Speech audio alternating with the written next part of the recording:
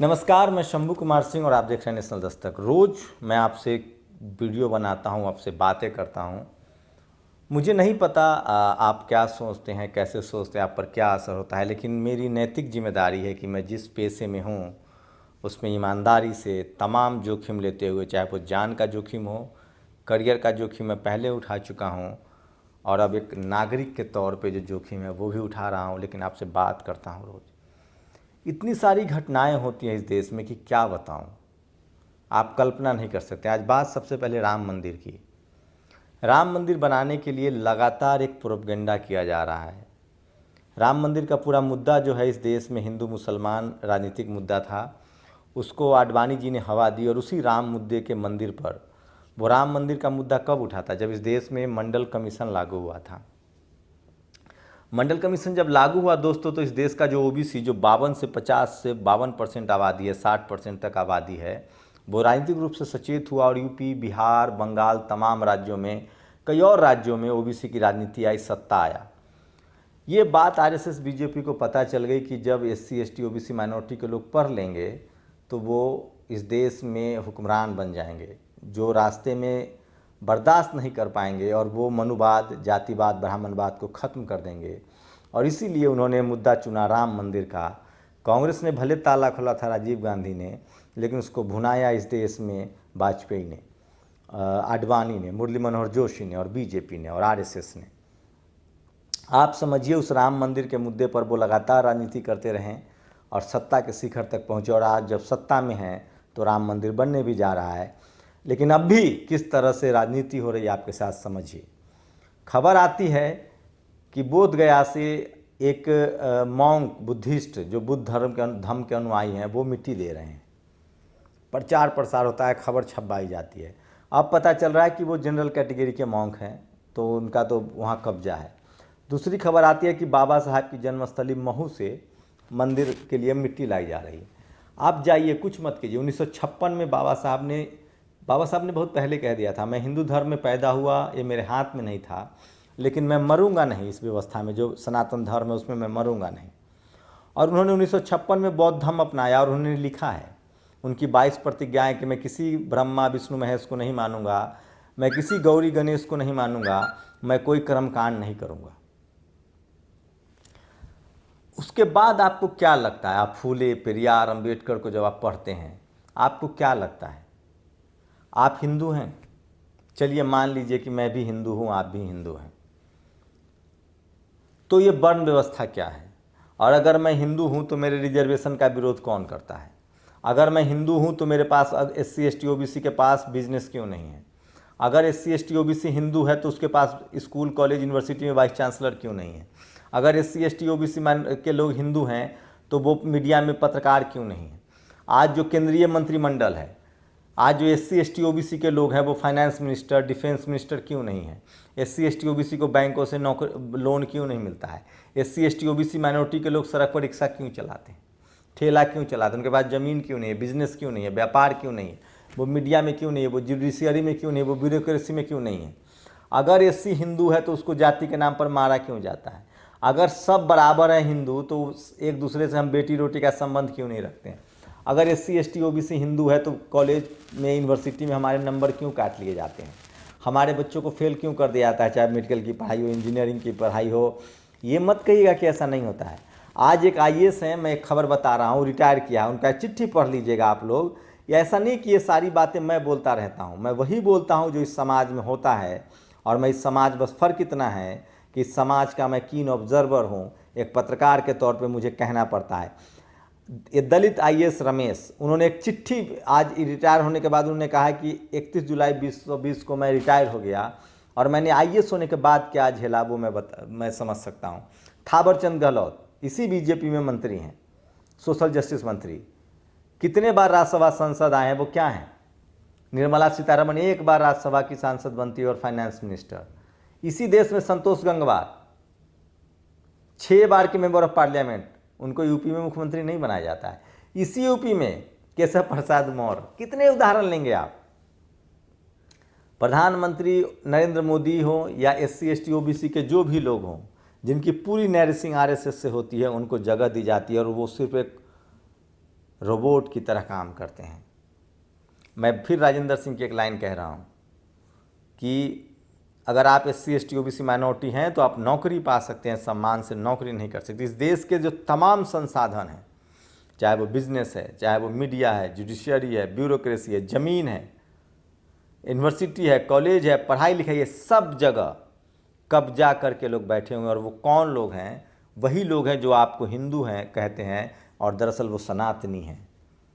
ये वही लोग हैं जो आपको जाति के नाम पर प्रताड़ित करते हैं। ये वही लोग हैं जो संविधान को नहीं मानते हैं। ये वही लोग हैं जो सबसे ज़्यादा पढ़े लिखे लोग हैं और वो सबसे महीन तरीके से जातिवाद करते हैं। ये वही लोग हैं जो आज नई शिक्षा पॉलिसी लाकर आपके बच्चों को कह रहे हैं कि संस्कृत पढ़ो। सरकारी स्कूल, सरकारी अस्पताल पहले ही बर्बाद है, आपके बच्चों को कहा जा रहा है कि अंग्रेजी मत पढ़ो।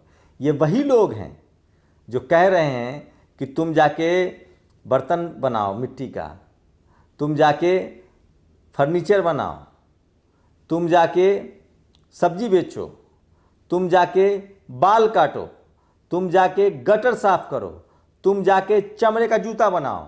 लेकिन बड़ी बड़ी फैक्ट्रियाँ, बड़े बड़े आउटलेट, बड़े बड़े बीफ एक्सपोर्ट, बड़े बड़े बिजनेस, बड़े बड़े शॉप, देश विदेश, कॉलेज यूनिवर्सिटी में ये पढ़ेंगे, डॉक्टर इंजीनियर ये पढ़ेंगे। आपको सिर्फ वर्ण व्यवस्था के हिसाब से सेवा करना है, चपरासी बनना है, आपके तन पर कपड़ा नहीं होना चाहिए। ये कौन लोग हैं जो प्राइवेटाइजेशन कर रहे हैं इस देश का? ये वही लोग हैं जो सनातनी अपने आप को कहते हैं और आपको हिंदू कहते हैं। आपको समझना पड़ेगा। मान्यवर कांसी राम साहब ने बहुत पहले कह दिया था कि हिंदू आपको वो तभी कहेंगे जब चुनाव होगा, क्योंकि उनको वोट लेना है। और जैसे उनकी सरकार सत्ता में आ जाएगी, आपके पीठ पर लात मारेंगे और आपके पेट पर लात मारेंगे। ये हो रहा है। 60 साल कांग्रेस ने किया है, 6 साल से बीजेपी कर रही है और बीजेपी ने तो अंत कर दिया है। सब कुछ बेचा जा रहा है। ये वही लोग हैं। और आपको क्या लगता है, ये बुद्ध विहार से, गया बुद्ध मंदिर से, ये महू से, ये सब क्यों लाया जा रहा है? क्या ये पचा पाएंगे पेरियार को, जिसने कहा था कि धर्म इस देश का सबसे बड़ा प्रपंच है? ये पचा पाएंगे फूले साहब को, जिसने कहा था कि इस देश में धर्म धंधा है? ये पचा पाएंगे? आप सोचिए, आज तक RSS का कोई गैर सवर्ण, गैर ब्राह्मण, सवर्ण छोड़ दीजिए, गैर ब्राह्मण जो हैं वो RSS प्रमुख नहीं बनते, दलित तो दूर की बात है। तो ये सब आपको प्रपंच किया जा रहा है। और मैं बता दूं, जो लोग ये सब नाटक कर रहे हैं वो लोग चला क्या रहे हैं, और आपको समझना पड़ेगा इस देश में। और इसलिए मैं कह रहा हूँ, बहुत सारे ऐसे लोग हैं, दिलीप मंडल उसी में से एक शख्स हैं, जो तमाम खतरे उठाते हुए आपके लिए वो तमाम खबरें, वो तमाम पोस्ट लाते हैं जो आपको समझना चाहिए। और वो क्यों कहते हैं कि RSS, बीजेपी और प्रधानमंत्री Narendra Modi SC ST OBC से नफरत करते हैं, उसकी वजह बताते हैं। वो सांप्रदायिकता की राजनीति के खिलाफ है, ट्रेंड कराइए, Modi hates SC ST OBC। सरकार ज़्यादातर एक जाति को शिक्षक पदों पर भरने के लिए मुर्दा भाषा संस्कृत को बच्चों पर थोपने की तैयारी कर रही है। नई शिक्षा नीति है। यूपी में आरक्षण बचाने का एक बहुत बड़ा संघर्ष चल रहा है, मेरा समर्थन कीजिए। ये देखिए, मोदी सरकार न्यायपालिका के सहारे दलितों, आदिवासियों और पिछड़ों के अधिकार पर डाका डाल रही है। आप बताइए कि मैंने ये क्यों लिखा? नई शिक्षा नीति मतलब हमारी सरकारी स्कूलों के बच्चे हिंदी और अन्य भारतीय भाषा में पढ़कर छोटे मोटे काम करेंगे और प्राइवेट स्कूल इंग्लिश में पढ़ाना जारी रखेंगे। ये नया मनोवाद है। मोदी सरकार ने राम मंदिर ट्रस्ट को सवर्णों, खासकर ब्राह्मणों से भर दिया है। OBC का वहाँ एक आदमी नहीं है। मोदी ने इस साल मेडिकल नीट में कोर्ट के आदेश के बावजूद OBC कोटा लागू नहीं किया और ये महू से लाते हैं। नई शिक्षा नीति में अमीरों के बच्चे से उच्च शिक्षा प्राप्त करेंगे और देश की बहुसंख्यक आबादी के बच्चे वोकेशनल ट्रेनिंग लेकर सस्ते मजदूर बनेंगे। नई शिक्षा नीति में आरक्षण शब्द का जिक्र नहीं है। ये है मोदी का सच। ये बात सच है और मेरे पास इसके सैकड़ों सबूत है। ये प्रमाण कहीं और किसी के सामने पेश कर सकता है कि Modi hates SC ST OBC। Modi सरकार मतलब सबका साथ, सवर्णों का विकास। क्या आप इस बात से सहमत है? तो ये तमाम चीज़ें हैं और ये सब सिंबॉलिक किया जा रहा है। मैं इस देश के तमाम SC ST OBC माइनॉरिटी से कहना चाहता हूँ, आपके हक पर डाका डाला जा रहा है, आपकी रोजी रोटी छीना जा रहा है, आपका बिजनेस छीना जा रहा है, आपका व्यापार छीना जा रहा है। मैं फिर कहूँगा, जिसके लिए आज तमाम देश में गिरफ्तारियाँ हो रही है। जब हम कोरोना जैसे महामारी से लड़ रहे थे, जब अस्पताल की ज़रूरत थी, जब स्कूल की ज़रूरत थी, तब पता है क्या हो रहा है? मंदिर बनाया जा रहा है। चीफ जज सुप्रीम कोर्ट में बैठे एक जज साहब कहते हैं स्कूल नहीं खुला है 31 अगस्त तक, मेट्रो नहीं खुला है, आपको पता है स्कूल नहीं खुला है, मेट्रो नहीं खुला है, अभी भी कई राज्यों में लॉकडाउन है। लेकिन जो एक निशिकांत दुबे हैं जिनका एमबीए का फर्जी डिग्री है, वो सुप्रीम कोर्ट में एक याचिका डालते हैं कि देवघर हमारे यहाँ उनको खोल दिया जाए। और मिश्रा जी जो जज है वो कहते हैं कि हाँ खोल देना चाहिए, आप क्यों धर्मस्थल को बंद कर रहे हैं? अरे साहब स्कूल भी बंद है,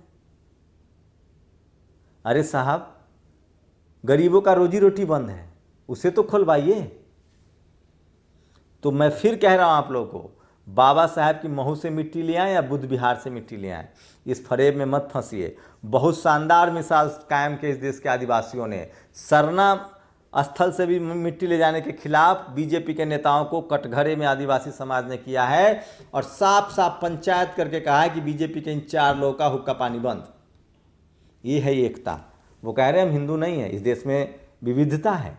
यहाँ सिख समुदाय है, यहाँ सरना समुदाय है, यहाँ बुद्धिज़्म है, यहाँ इस्लाम है, यहाँ जैन हैं, तमाम मजहब के लोग हैं।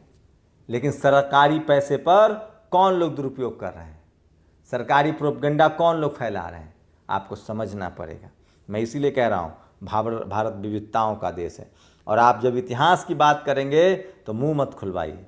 मिट्टी में दफन हो हर जगह मिलेगा आपको बुद्धिज़्म, गुरु नानक साहब मिलेंगे, कबीर मिलेंगे, रविदास मिलेंगे, फूले पेरियार अम्बेडकर मिलेंगे, पूरी दुनिया में इस्लाम है। इनके मजहब के बारे में मत पूछिए। सनातन व्यवस्था जो गैर बराबरी असमानता पर निर्धारित है, और उसमें बाबा साहब की मिट्टी लाकर बहुजनों को धोखा दिया जा रहा है। इस धोखा में मत पड़िए। मायावती की जो एक लाइन है कि बहुजनों को अपने कर्म और श्रम पर ध्यान देना चाहिए, वो बहुत मारक लाइन है। और मैं फिर कह रहा हूँ, अगर ये आपको हिंदू समझते तो आपके लिए अच्छा स्कूल, अच्छा कॉलेज, अच्छा अस्पताल बनवाते, आपको बिजनेस में भागीदारी देते, आपको बैंक से लोन देते, आपके यहाँ शादी ब्याह करते। आपकी हत्या कर दी जाती है। आप सिर्फ वोट लेने के लिए हिंदू हैं, तमाम कर्मकांड के लिए हिंदू हैं, लेकिन आपको ये चाहते हैं कि इस देश के 80% आदमी को मजदूर और मजबूर बना के रखा जा सके। मैं बताऊंगा कि इसका खामियाजा आप पीढ़ी दर पीढ़ी कैसे भुगतेंगे। जैसे ही आप धार्मिक कर्मकांड से निकल जाएंगे, मैं खासकर SC ST OBC को कह रहा हूँ जो सनातनी व्यवस्था से जकड़े हुए हैं, जैसे ही आप किसी कर्मकांड से निकल जाएंगे, फूले पेरियार अम्बेडकर को पढ़ेंगे, बाबा साहब की 22 प्रतिज्ञाओं को पढ़ेंगे, आपके तन पर कपड़ा रोजी रोटी हो जाएगा। इसलिए मैं कहता हूं कि हम संविधान को मानने वाले लोग हैं और संविधान हमें हक देता है। तो बाबा साहब को लेकर जो कि आप बनाइए मंदिर, बाबा साहब को मत घसीटिए उसमें। बाबा साहब को नहीं झेल पाएंगे आप। बाबा साहब का बुद्धान धम्मा पढ़िए। बाबा साहब ने कहा है हिंदू धर्म की वजह से ये मानसिक बीमारी है, इस देश का नाम खराब हुआ, इस देश का विकास रुका है, ये बाबा साहब ने कहा।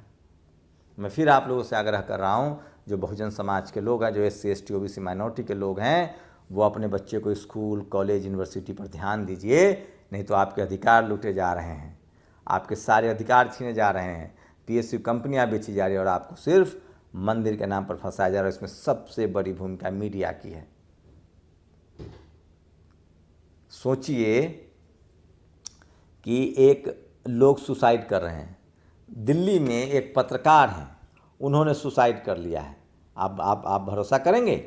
दिल्ली में, मैं वो खबर बता रहा हूँ आप लोगों को, दिल्ली में एक महिला पत्रकार ने सुसाइड किया है, जिनका नाम है प्रिया जुनेजा। प्रिया कई चैनलों में काम कर चुकी थी और बेरोजगार हो गई थी, उनकी नौकरी चली गई थी लॉकडाउन की वजह से। मीडिया हाउसेस में बहुत सारी नौकरियां जा रही है।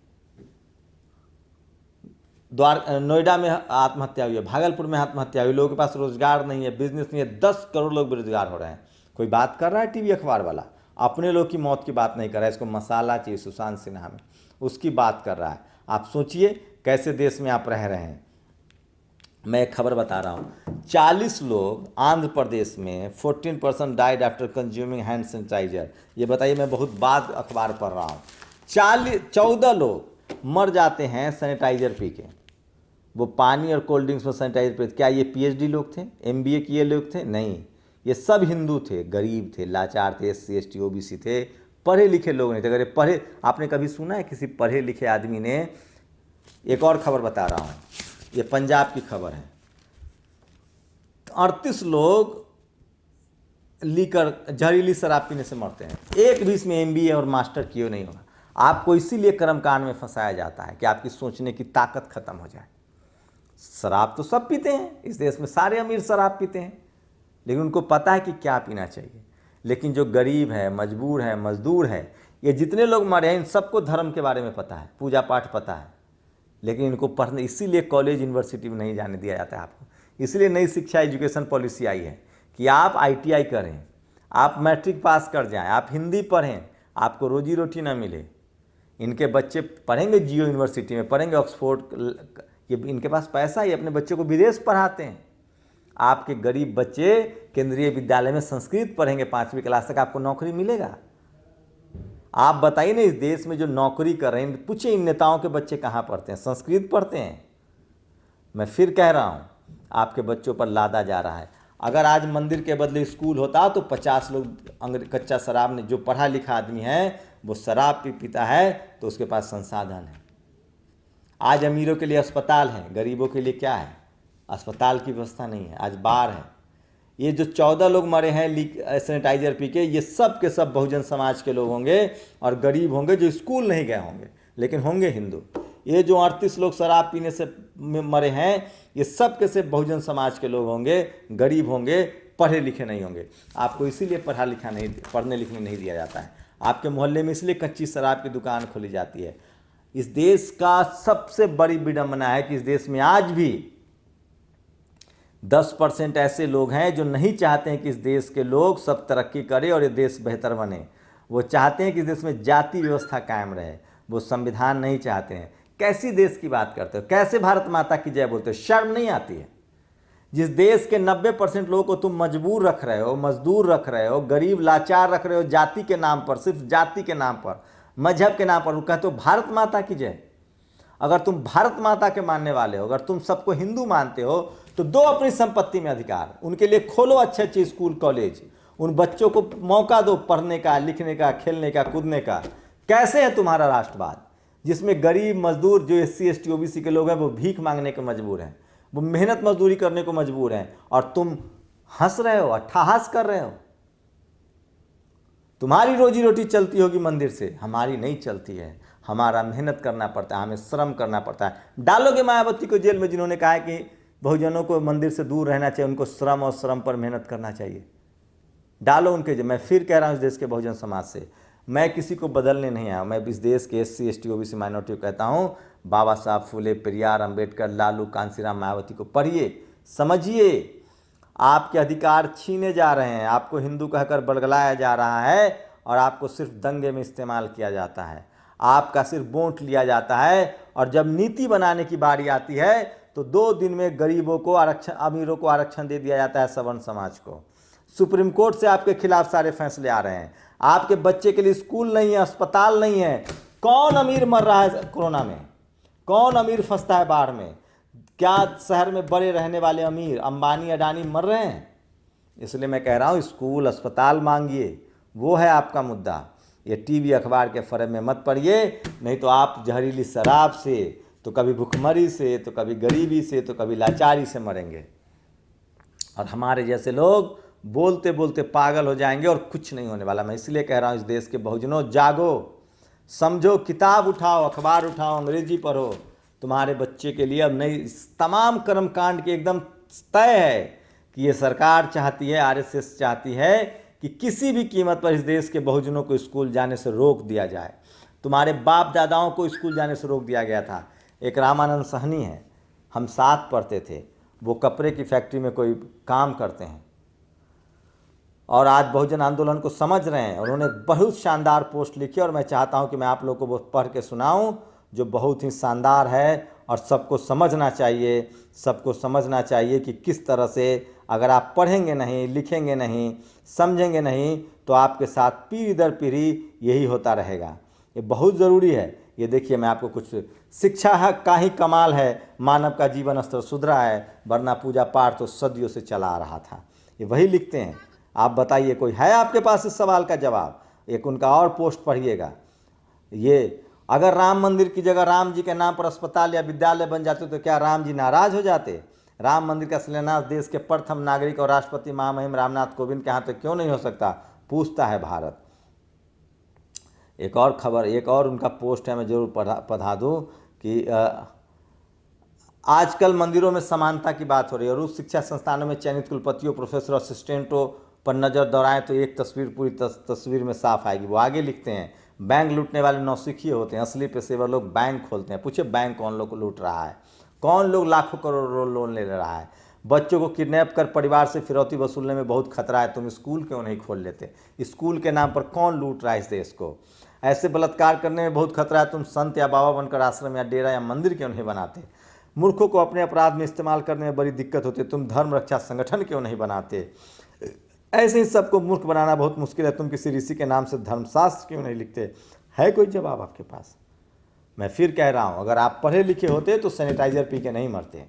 अगर आप पढ़े लिखे होते तो कच्चे शराब नहीं पीते। अगर आप पढ़े लिखे होते, आपको पढ़ने लिखने दिया होता तो आप रिक्शा, ठेला, सब्जी नहीं बेच रहे होते। आप भी उनकी आंखों में आंखें डाल के बात करते। आज जो मैं आपके लिए संघर्ष कर रहा हूँ इसलिए क्योंकि मैं बाबा साहब की वजह से स्कूल कॉलेज जा पाया, और इसीलिए वो सनातन से आपको पढ़ने नहीं दे रहे हैं, लिखने नहीं दे रहे हैं, आपको स्कूल कॉलेज के दरवाजे बंद कर दिए। और जब आप पढ़ने लिखने आए तो क्या किया, सरकारी स्कूल बंद कर दिया, वो प्राइवेट की तरफ बढ़ रहे हैं। जब आप नौकरी करने लायक हुए तो आज सारी कंपनियां बेची जा रही है। सारा आरएसएस का एजेंडा, ये सब गोलवर्कर लिखे गए थे बंच ऑफ थॉट्स में कि कैसे मनुस्मृति को हम दोबारा लागू करेंगे। ये आपको समझना पड़ेगा, और नहीं समझेंगे तो सब कुछ हाथों से निकलता जा रहा है। कल मुझे जेल में डाल दिया जाएगा, मार दिया जाएगा, और आप पीढ़ी दर पीढ़ी इसी तरह से गुलाम बने रहेंगे। लेकिन मैं फिर कह रहा हूँ, बाबा साहब की एक लाइन मुझे हमेशा याद रहती है, ज़िंदगी लंबी नहीं शानदार होनी चाहिए। और एक बात और, जगदेव बाबू को जिस तरह से मार दिया, मैं फिर कह रहा हूँ, हमारी पूरी लड़ाई इज्जत से मरने की है। जलालत की ज़िंदगी आपको मुबारक हो। आप आईएएस बन जाइए, कलेक्टर बन जाइए, मंत्री बन जाइए, सांसद बन जाइए, आपके साथ भेदभाव होता है। हमने तो सुना राष्ट्रपति के साथ भी होता है। तो जाति आपका पीछा नहीं छोड़ती है, जाति आपकी जाति नहीं। इसलिए स्कूल कॉलेज जाइए। और मैं दावा करता हूँ, इस देश में जो भी कह रहा है कि SC ST OBC हिंदू है, वो हमसे आके बहस करे कि हमारे अधिकार तुमने क्यों छीन रखे हैं, हमें ज़मीन क्यों नहीं दे रहे हो, हमें बिजनेस क्यों नहीं दे रहे हो, हमें पढ़ने लिखने क्यों नहीं दे रहे हो, हमें अपने संसाधन में हिस्सा क्यों नहीं दे रहे हो। इस देश में जब देश आज़ाद हुआ, जब हमें राजनीतिक अधिकार मिला बाबा साहब की वजह से, तो वो अपने नौकरों को चुनाव जिताते थे।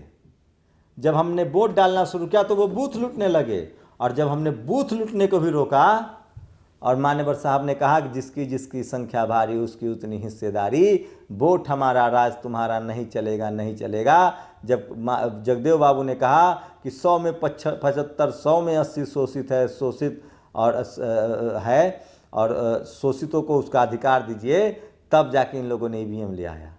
जब हमें स्कूल नहीं जाने दे रहे थे, तब सरकारी स्कूल में पढ़ पढ़ के कलेक्टर, SP DM मंत्री बने। और जब हम स्कूल जाने लगे तो इन्होंने प्राइवेट स्कूल खोल दिया। और जब हम प्राइवेट स्कूल भी जाने लगे और स्कूल जाने लगे तो इन्होंने नौकरियां ख़त्म कर दी और आज कंपनियां बेच रहे हैं। ये बड़ी साजिश है। जब अस्पताल बनने चाहिए थे, स्कूल बनने चाहिए थे, तो बाबा साहब की मिट्टी लाकर ये हमें फंसा रहे। बनाइए, आपको राम मंदिर बनाना है, हमें कोई ऐतराज़ नहीं। आप हर घर में मंदिर बनाइए। बहुजनों की मांग अस्पताल होनी चाहिए, क्योंकि हमारे बच्चों के लिए अस्पताल ज़रूरी है, हमारे बच्चों के लिए स्कूल ज़रूरी है। हमारे पेट में अन्न नहीं है, खाना नहीं है। जिनको मंदिर से अधिकार मिलता है उनको मंदिर में जाएं, जिनको स्कूल कॉलेज और संविधान से अधिकार मिलता है वो संविधान से बचाएं। हम संविधान के पैरोकार हैं। यह संविधान न होता तो ये मंदिर की लड़ाई भी ख़त्म ना होती। अच्छा हुआ मंदिर की लड़ाई ख़त्म हो गई। अब तो जागो बहुजनों। अब ये नया ड्रामा कर रहे हैं, राम मंदिर के लिए महू से मिट्टी ला रहे हैं। बाबा साहब की 22 प्रतिज्ञा नागपुर में छापी हुई है, जाके पढ़ लीजिए। इसलिए मैं कह रहा हूँ, मायावती जी की जो लाइन है वो अंतिम लाइन है, बड़ी लाइन है कि बहुजनों को श्रम और कर्म पर भरोसा रखना चाहिए। नहीं तो आपके लोग ऐसे ही सैनिटाइजर पी के और दारू पी के मरेंगे, क्योंकि उनको अशिक्षित रखा गया। अगर वो शिक्षित होते तो वो कभी ना मरते। गरीब, लाचार, बेबस बना के आपको रखा गया है, क्योंकि वो बहुत शातिर लोग हैं, वो बहुत सियाने लोग हैं। एक किसी काले ने कहा था, किसी काले अफ्रीकन का था कि वो बाइबल लेके आए हमारे यहाँ, हमें कहा कि आंख बंद करो, जब गोरों ने उनको शोषित किया था कि तुम आंख बंद करो। हमारे हाथ में ज़मीन के पेपर थे, उनके हाथ में बाइबल था, हमारे हाथ में बाइबल रख दिया और ज़मीन के पेपर ली। वैसे ही हमारे साथ हो रहा है। हमारी ज़मीन चली गई, हमें पढ़ने लिखने नहीं दिया गया, रोजी रोटी चली गई और हमें कह रहे हैं। तो समझने की ज़रूरत है और बाबा साहब को पढ़ने की ज़रूरत है। बाबा साहब कभी भी कर्मकांड के पक्षधर नहीं थे। आप लोग की क्या प्रतिक्रिया, अपनी प्रतिक्रिया जरूर दीजिए। नेशनल दस्तक की आपसे गुजारिश है कि अगर इसको बचाना चाहते हैं तो नेशनल दस्तक को सब्सक्राइब करने के लिए रेड कलर के सब्सक्राइब बटन को दबाएं, फिर बेल आइकन की घंटी दबाएं। नेशनल दस्तक को बचाने के लिए बहुत ज़रूरी है कि हर खबर को शेयर करें, लाइक करें, कमेंट जरूर करें।